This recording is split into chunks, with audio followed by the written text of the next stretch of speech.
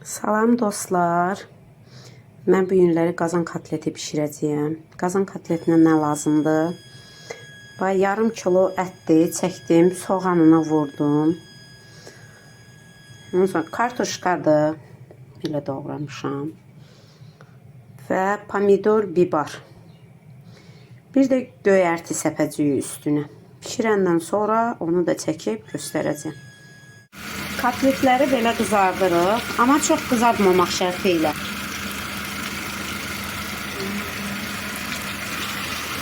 Kotletlərimizi belə qızardırıq.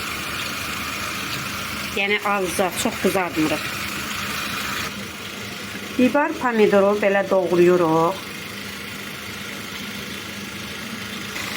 Kartoflu belə qızardırıq azca. Qızartmırıq, belə yağda birazca qovururuq. Kartofun dozunu vurandan sonra kotletləri belə düzürük kartofun üstünə. Pomidorunu belə düzürük. Bibarını belə düzürük. Belə üstünə göyərti qoyuram. Mən özüm göyərtini doğramıram, çünki uşaqlarım xoşlamır göyərti yeməkdə olanda. Bu yemək düşəndən sonra göyərtiləri tək-tək yığıram. Yəni kim istəmir yemir də. Mən keşniş qoydum. Bir də cəfəri. Kim zövqə görə hansı göydən xoşu gəlirsə, reyhan da qoya bilər. Nə bilim, hansı göydən xoşları kimin necə zövqə görə xoşu gəlirsə, o cürdə eləyə bilər.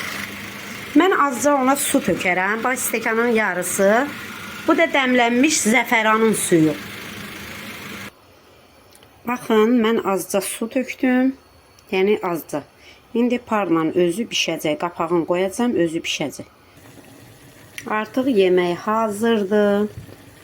Demək olar ki, dadı möhtəşəmdir, möhtəşəm. Siz də bişirin, nuş edin.